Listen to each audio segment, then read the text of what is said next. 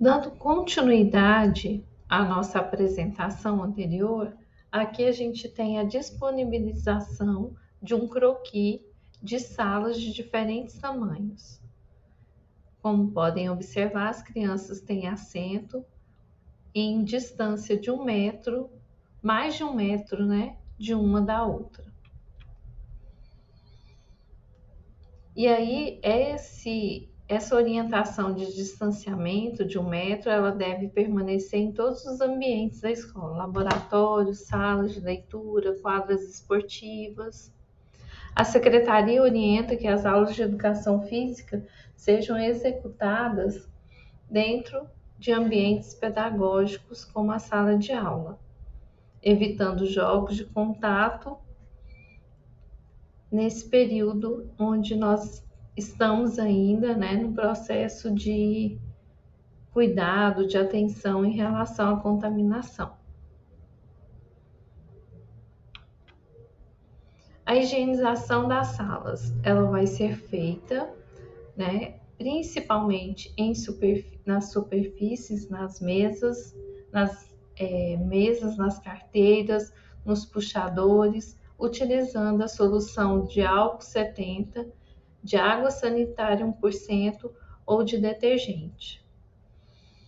Deve-se deixar disponibilizado o detergente no banheiro para as crianças e a solução de álcool 70 líquido dentro das salas em recipientes próprios. E nós orientamos que a criança também tenha na sua mochila um pequeno frasco de álcool 70 em gel para a higienização dos seus pertences pessoais.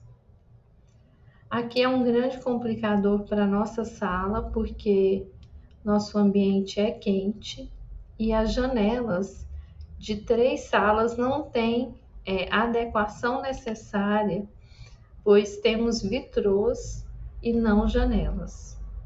Então, foi disponibilizado verbas, mas essa reforma ainda precisa de cotação e de orçamento e aprovação pelo Conselho. E é impossível, nesse momento, a gente fazer uma reforma com o retorno das crianças. Então, provavelmente, essa reforma deve acontecer para o próximo ano. E é proibido, né, assim, não é proibido, né, o uso de ar-condicionado, ele prolifera o vírus no ambiente e a utilização de ventiladores deve ser evitada. No caso de pessoas sintomáticas, servidores e educandos da escola, não deve ir à instituição, né? Mas devem comunicar sobre o estado de saúde. As mães, as famílias, os pais devem avisar quando se tem alguém contaminado né, na casa. Tendo um contaminado na casa, o estudante não pode frequentar a aula. E nós temos pessoas que são casos suspeitos, que têm os sintomas de febre, calafrio, dor de garganta, dor de cabeça, tosse, coriza, distúrbios olfativos, diarreia. São comuns esses sintomas nesse período, né, de agosto. E aí, nesse caso, estando em situação aqui descrita, as crianças não poderão frequentar a aula. Precisa melhorar o estado de saúde e, se possível, se permanecer, fazer um teste, né, para saber se é ou não o Covid. Porque são sintomas muito parecidos e é impossível a gente distinguir entre um e outro sem o teste. Então, mais uma vez, o reforço do uso da máscara, ela não pode ficar pendurada na orelha, ela não pode ficar abaixo da boca, ela deve tampar o nariz e a boca. Nós teremos aferição de temperatura, termômetros estão sendo disponibilizados, tanto na entrada ou, se precisar, durante a aula. E a higienização constante das mãos sempre que os estudantes trocarem de atividade, é necessário fazer uma visita, né, lá no banheiro e fazer a higienização das mãos no lavatório.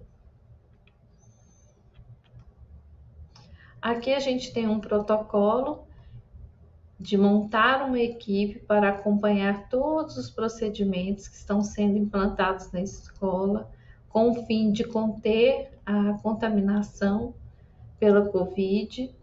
Então, são aí do grupo diretivo a Milênio, Sebastião e a Regina, um professor é a Ivana, do servidor administrativo Ana Angélica e a Lourdes, porque elas são diretamente ali do portão, elas acompanham o fluxo de entrada e de saída, a Valdirene, que é da comissão da CIPA, e a Roberta, que é representante dos pais.